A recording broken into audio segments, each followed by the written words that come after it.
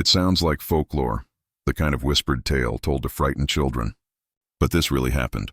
A respected colonel in America made a deal so twisted it destroyed his family, his fortune, and his legacy.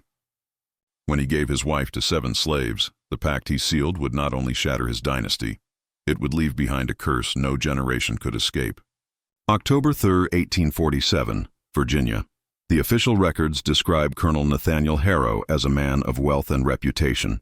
He owned over 200 acres of fertile land, a sprawling Georgian-style house with columns taller than 2 men, and a fortune inherited from tobacco exports. His name appears in census lists, tax rolls, and old newspaper clippings, proof that his story is rooted in fact. But buried in courthouse archives is a testimony that has been passed over, dismissed as rumor. It tells of an agreement that began in the shadows of that year, an agreement that would unravel not only Harrow's dynasty but the very idea of his honor. Nathaniel Harrow's wife, Eliza, was known to be pale, almost fragile-looking. Family portraits, faded daguerreotypes stored in climate-controlled archives today, show her seated with lace gloves, her eyes half hidden as though even then she wished not to be seen. She was 22 in 1847, nearly 20 years younger than her husband, and by all accounts quiet, obedient, and melancholy. The warnings began in subtle ways. A maid later testified that she heard unusual noises in the Harrow house long after midnight. Another house servant swore he saw Eliza staring out the upstairs window, speaking in low tones to no one visible. On October 12, 1847, the colonel summoned 7 of the strongest men enslaved on his estate to the carriage house. The record of their names exists in fragments: Daniel, Moses, Samuel, and 4 others whose names were erased or smudged in ledgers. What happened that night has been told in hushed voices for nearly 2 centuries. Harrow offered his wife to these 7 men. Whether it was an act of punishment, lust, or some ritual pact remains unclear, but the consequences were undeniable. From that night, one later account reads, the house grew restless. Lights flickered when no candles were near. Footsteps echoed in the halls, though all were asleep. And the mistress herself seemed a shadow of her former self. October 29, 1847. A visitor to the Harrow estate, Reverend Thomas Blake of the parish church, recorded in his leather-bound journal that he had seen disturbance in the family.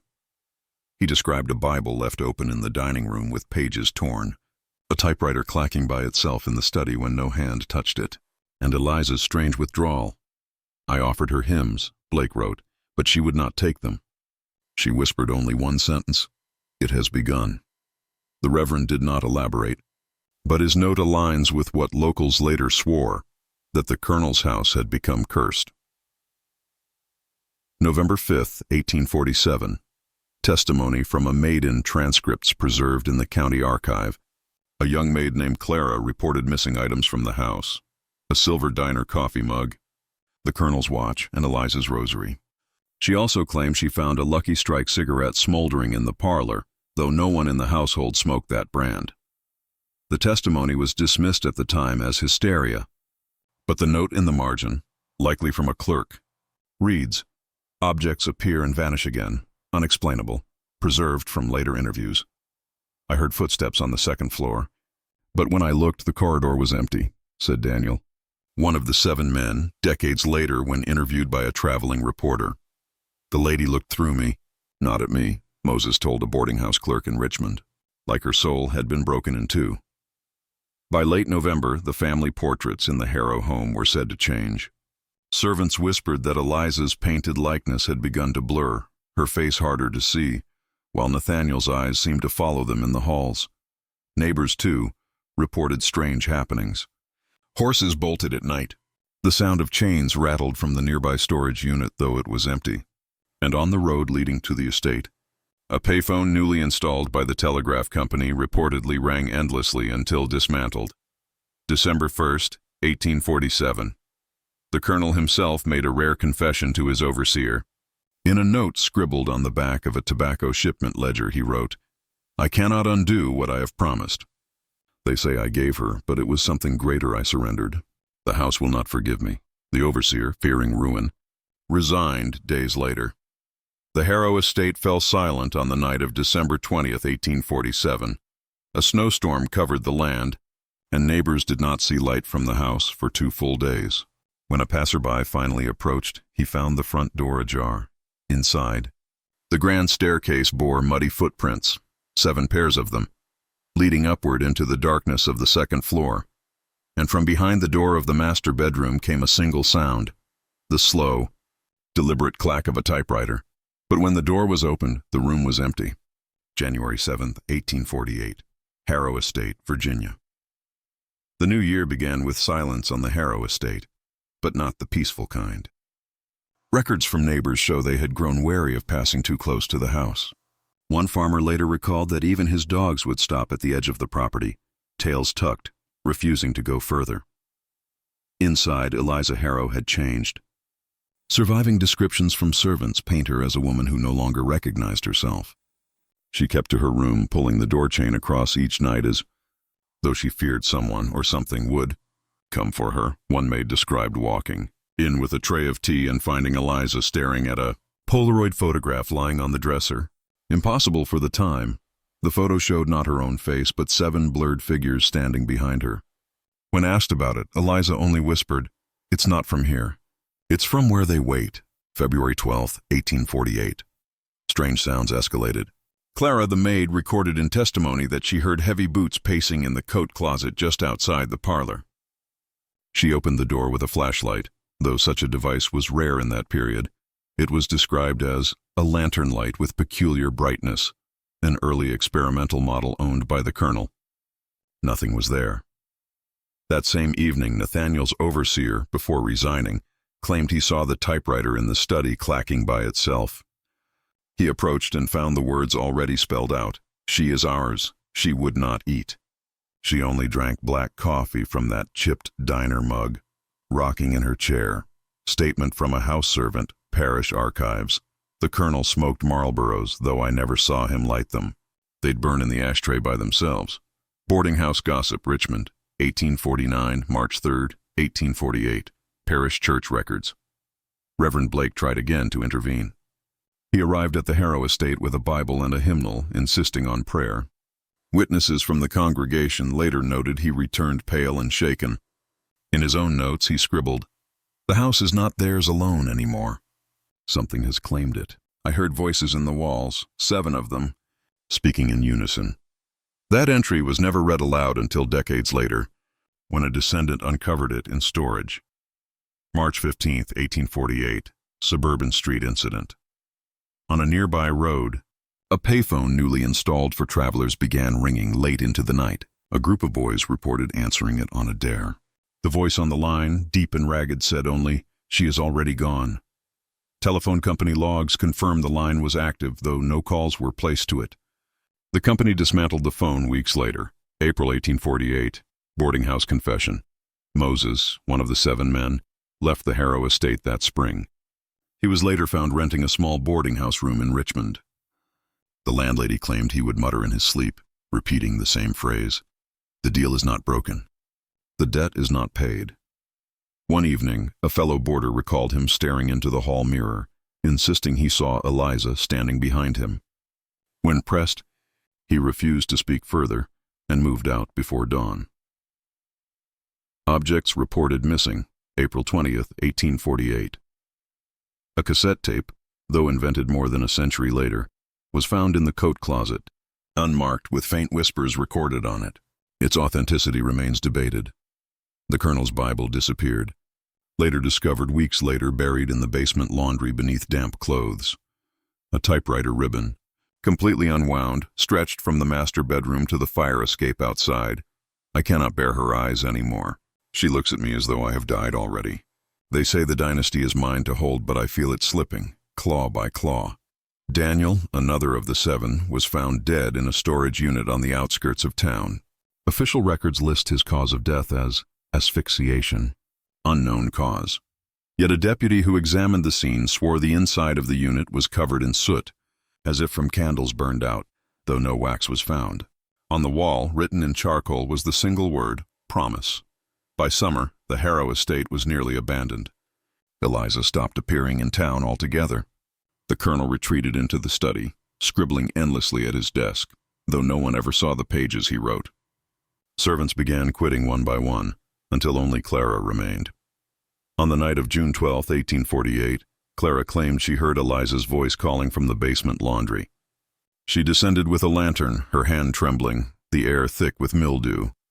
At the bottom of the stairs, she found the colonel's Bible lying open on the floor. The pages fluttered, though no wind blew.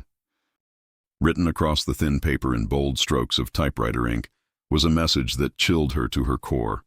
She is not yours anymore. And from the darkness, 7 distinct footsteps echoed toward her. September 4th, 1848. By autumn, the estate was no longer a home. Testimonies gathered years later described the Harrow house as hollowed, a place where curtains moved through, windows were closed, and cold spots lingered in every hallway. Clara, the last remaining servant, recorded her memories decades afterward, in a handwritten statement preserved by the County Historical Society. She claimed Eliza no longer resembled the timid mistress she had once served. She had grown distant, her skin gray, her eyes blackened around the rims, Clara wrote. Sometimes she spoke in voices not her own, sometimes in 7 voices all at once. September 18th, 1848. Moses, the runaway, was tracked down by a traveling reporter. His words, printed in a small Richmond paper, provide one of the only first-hand accounts of what the colonel had done. He gave her to us, yes, but not in the way people think. He gave her soul. He said the house would feed and we would be free. But it was not freedom, it was binding. The article was quickly pulled from circulation and most copies destroyed. Yet one yellowed page remains in the archives of the Virginia State Library. October 1st, 1848. Reverend Blake's entries grew frantic. I walked the grounds again, found a cassette tape lying in the grass. When played, it contained nothing but the sound of a woman crying, then laughter layered 7-fold. The device should not exist at this time, and yet it does. The devil does not care for our clocks. The Reverend stopped visiting soon after. October 12th, 1848. Clara later recounted that she entered the study one evening to deliver supper. The typewriter clacked on its own, hammering out the words, "Return what is owed." On the desk beside it sat a Polaroid photograph, impossible in that century, showing Eliza standing between 7 shadowy figures. In the background, the colonel's face was distorted, his mouth open in what looked like a scream. When Clara lifted her head from the photo, Eliza was standing in the doorway, whispering, "Do you see it now?" She spoke in a calm tone, but her lips didn't move. I heard her in my head, and I swear to God I heard 7 men behind her, though no one was there. The colonel begged her forgiveness, but she looked through him, past him, as though his time was already gone. November 2nd, 1848. In preparation for winter, Clara went down to the basement laundry. While moving barrels aside, she discovered a narrow door she had never noticed. Behind it lay a hidden storage unit, lined with shelves of objects: Eliza's rosary, the colonel's watch, a stack of hymnal pages torn from the church, and a diner coffee mug cracked down the middle. Most chilling was a Bible nailed open to the Book of Lamentations, its pages smeared with typewriter ink spelling the word forever. Clara ran upstairs, but when she told the colonel what she had seen, he grew enraged. He struck the shelves with his cane, demanding the contract be undone. Eliza, listening from the stairwell, only smiled. November 22nd, 1848. A traveler staying at a nearby highway motel reported seeing a woman in white on the Harrow balcony. The guest claimed she held a lantern but cast no shadow.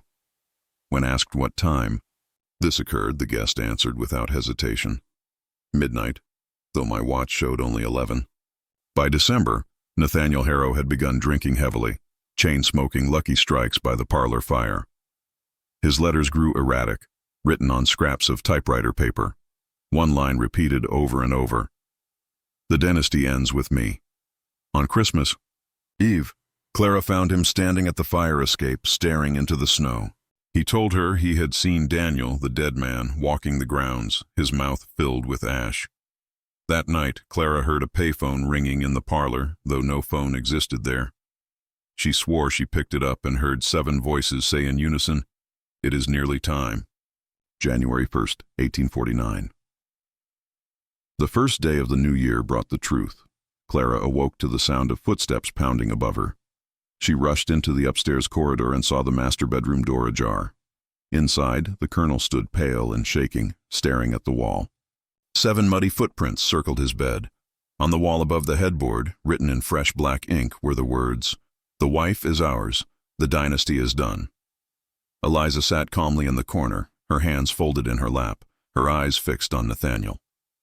And then she spoke a single sentence Clara never forgot. "He gave me away, but I chose to stay." The colonel collapsed to his knees, screaming. Clara fled into the coat closet, trembling in the dark. She pressed her back against the door, clutching her lantern. From the master bedroom above came the sound of a typewriter clacking furiously, and then, impossibly, her flashlight flickered and died, though its batteries would not be invented for another 50 years.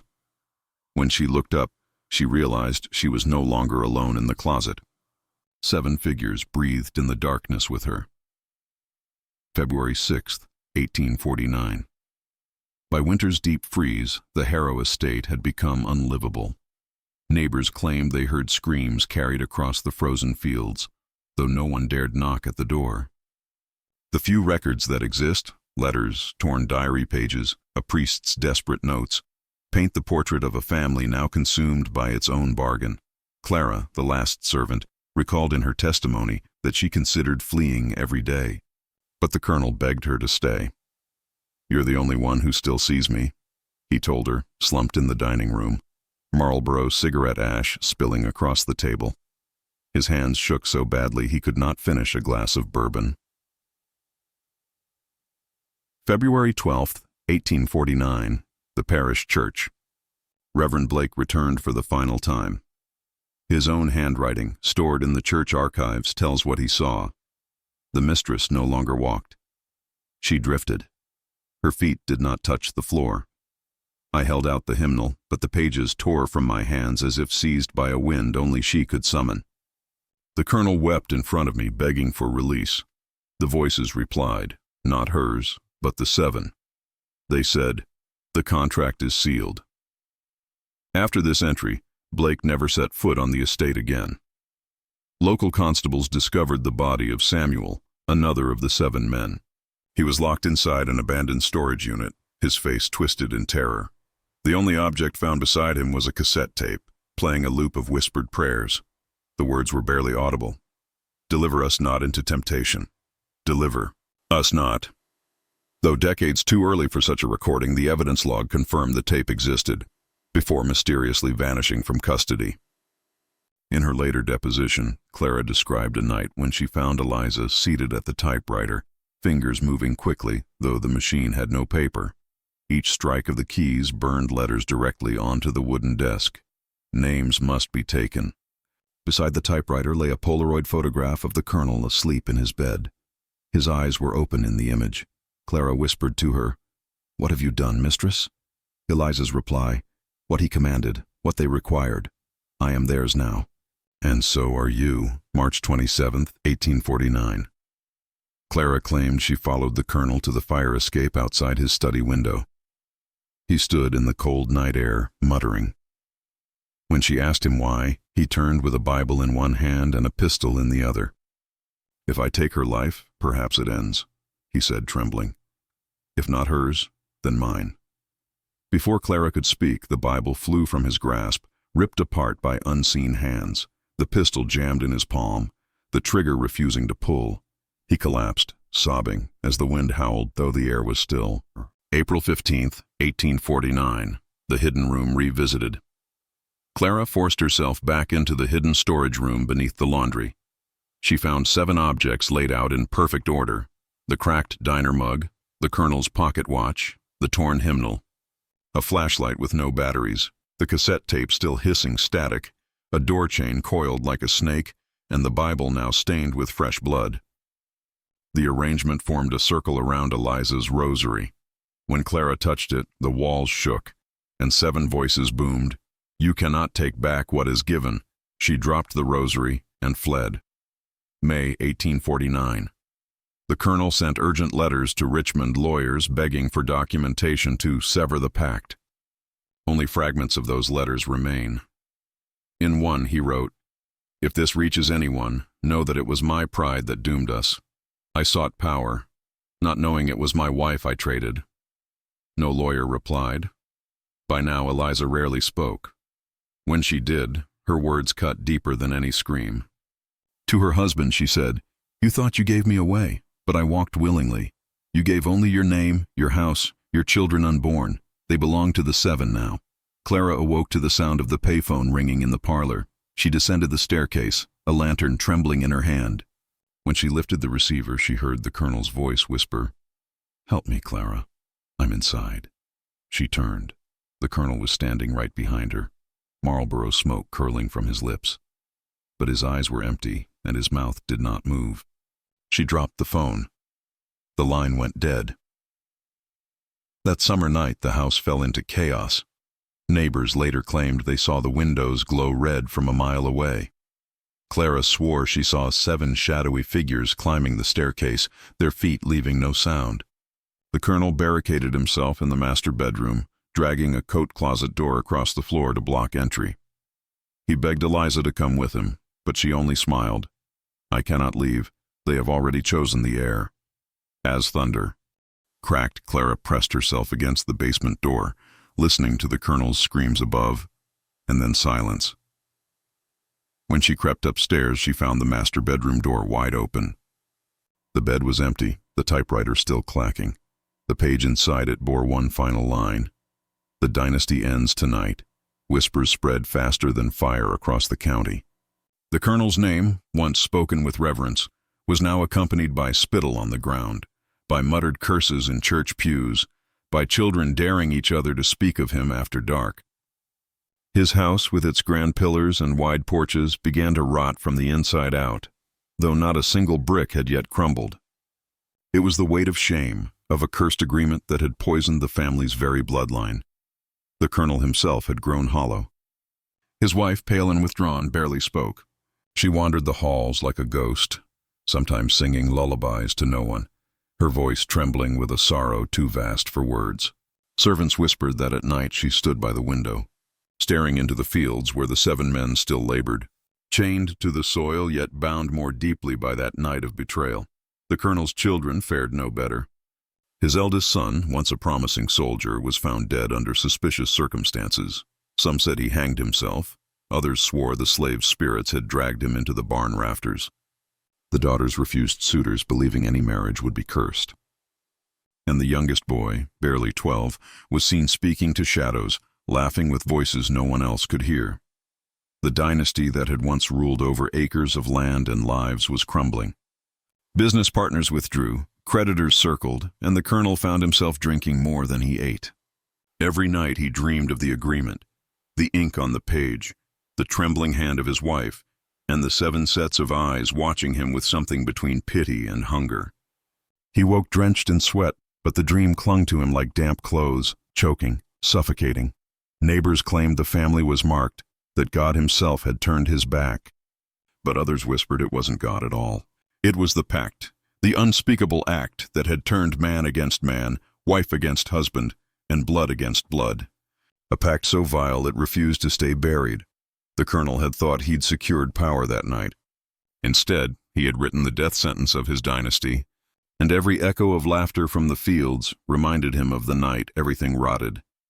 And this was only the beginning. By winter, the colonel's estate was little more than a carcass. The once proud fields lay untended, the house shuttered and crumbling. Inside, silence reigned, broken only by the creak of the old floorboards and the distant moan of wind through cracked windows. Yet the family was still there, what remained of them. Shadows of their former selves. The colonel sat slumped in his study, a bottle his only company. His once commanding presence had shriveled into a gaunt figure, eyes sunk deep into his skull. His wife, frail as parchment, had stopped eating altogether, muttering strange prayers to no god anyone knew. The surviving children avoided her, as though she carried some contagious madness, but the worst lay in the nights. The 7 slaves, bound by more than chains now, moved through the halls with footsteps no one could see but everyone could hear. Doors opened on their own. The echo of low voices drifted in the dark. At times, the colonel swore he saw them standing in the corners of his room, watching, waiting, silent judges of his damnation. The end came swiftly. One storm-lashed night, a fire ignited in the barn, flames leaping hungrily into the sky. The servants fled, but the family remained. Witnesses claimed they saw figures, 7 tall, dark silhouettes, moving through the blaze without burning, herding the colonel's bloodline into the house as though sealing their fate. By dawn, the mansion was nothing but smoking ash. Not a single body was ever recovered. Neighbors whispered that the dynasty had not simply died, but been erased, consumed by the very pact that had given it strength. The land was abandoned, avoided for generations, the ruins left to sink into the earth. Travelers spoke of strange cries in the night, of figures walking the fields where no crops grew, of a woman's song carried on the wind.